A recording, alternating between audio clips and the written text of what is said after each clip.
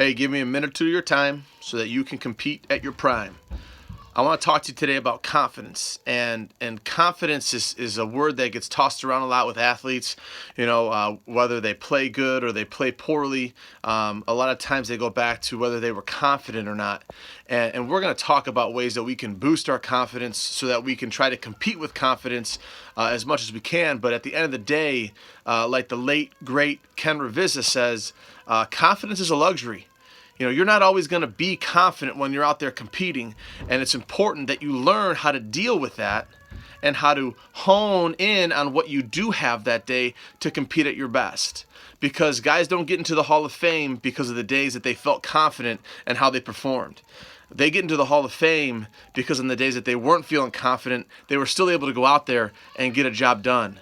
So that's what you have to find a way to do. You got to get out there, you got to compete, and you got to grind, and you got to fight for your team, and you might have to change a little bit of your game in order to compete that day and try to get that confidence back. But you got to find a way to help your team win. At the end of the day, that's what you got to do. If you're on the court and your shot's off, you got to find a way to get other guys involved and get other guys scoring. If you're on the mound and you don't have your best stuff, you got to find a way to let your team get your back and collect some outs.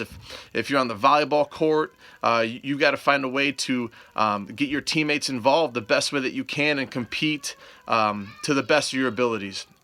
So that's all I got for you today. Confidence is a luxury.